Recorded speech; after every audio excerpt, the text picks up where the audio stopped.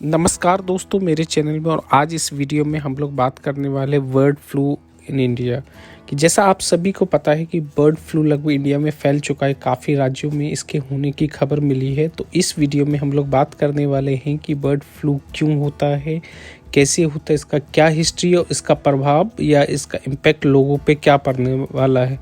क्या ये इतना ही खतरनाक है जैसे कोरोना वायरस है? तो चलिए हम आगे बढ़ते हैं।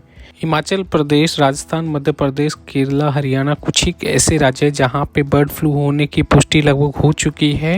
हिमाचल प्रदेश के पौंग डैम लेक में करीब कुछ ही दिन पहले 1800 माइग्रेटरी बर्ड्स के मरने की खबर आई है। उसी तरह से केरला गवर्नमेंट ने भी कहा है कि करीब 12,000 डक्स जो हैं मारे जा चुके हैं कुछ दिनों पहले। और आइए हम लोग बात करते हैं कि बर्ड फ्लू होता क्या है। बर्ड फ्लू जो होता है ये इसका साइंटिफिक नाम या मेडिकल टर्म इसका नाम है एवियन इन्फ्लुएंजा, जो कि किसी भी तरह एक फ्लू की तरह ही होता है। बहुत जल्दी फैलता है, बहुत ज़्यादा इन्फेक्शियस होता है और कंटेजियस होता है। और ये यूजली इन्फेक्ट करता है बर्ड्स को, पोल्ट्री बर्ड्स या चिकन जैसे मुर्गियाँ और टर्की और एनिमल्स को भी कभी कभी, और ह्यूमन बींग्स को। इसके जो स्ट्रेन्स है या वेरिएंट्स है ये दो टाइप के होते हैं। ये एक साइंटिफिक लैंग्वेज जैसे H5N1 उसी तरह से H7N9, और जी ये सबसे ज़्यादा मोस्ट कॉमन होता है। और इसके जो टाइप्स, इसके जो मैं बोलूँ कि ये जो इफ़ेक्ट करता है दो तरह का करता है। एक तो इसका माइल्ड वर्जन है जो मुर्गियों में या अंडे देने की क्षमता कम करता है। दूसरा जो कि सीवियर है जो इसकी लाइफ ले। दोस्तों अब सवाल आता है कि ये बीमारी फैलती कैसे, ये बर्ड फ्लू फैलता कैसे है। तो ये मैं यहाँ बताऊँगा कि ये वाइल्ड एक्वेटिक बर्ड्स जैसे कि डक्स और गीज हो गए, इनके बारे में कहा जाता है कि ये natural reservoir of influenza A virus के, मतलब इनके अंदर ये वायरस होता ही है। और जब ऐसे बर्ड्स फ्लाई करते हैं या लॉन्ग डिस्टेंस पे जाते हैं या माइग्रेट करते हैं किसी और कंट्री में, तो इनका जो पूप होता है, जो मैं कहूँ कि इनका जो पॉटी होता है, वो जब जहाँ जहाँ पे गिरता है वो काफ़ी उन लोगों पे जैसे कि बर्ड्स पे या किसी एनिमल पे, तो ये उनको इन्फेक्ट करता है। दूसरा इसका फैलने का रीज़न ये भी बताते हैं लोग कि जैसे इन्फेक्टेड पोल्ट्री या माइग्रेटरी बर्ड्स का इलीगल ट्रेड होना, जैसे कि बर्ड इन्फेक्टेड है उसको दूसरे देश में या दूसरे चोरी छुप के बेचा जा रहा है, तो ये भी एक इसका कारण हो सकता है फैलने का। आइए अब बात करते हैं कि ये फ्लू कब से ह्यूमन बीइंग को इन्फेक्ट कर रहा है।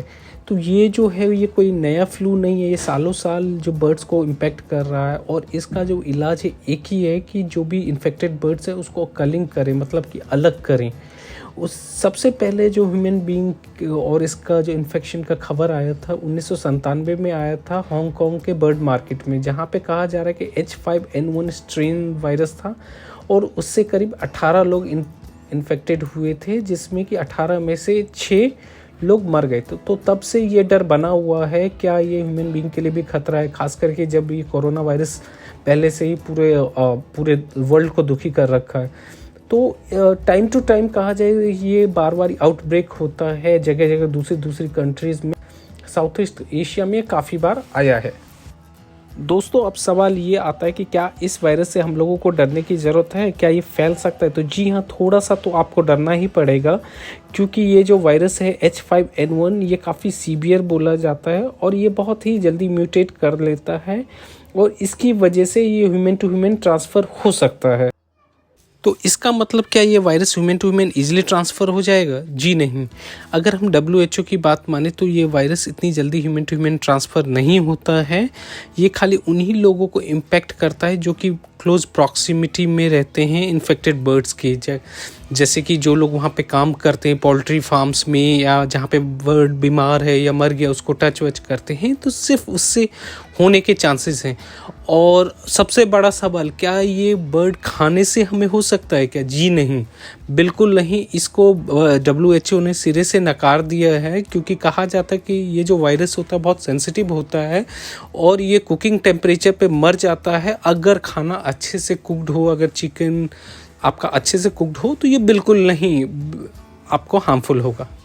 दोस्तों अब सबसे बड़ा क्वेश्चन ये आता है क्या अभी तक इंडिया में किसी को बर्ड फ्लू हुआ है? तो जी नहीं। अगर हम यूनियन हेल्थ मिनिस्ट्री की रिपोर्ट की बात करें तो अब तक ऐसा कोई केस रजिस्टर नहीं हुआ है जिसको कि बर्ड फ्लू हुआ हो।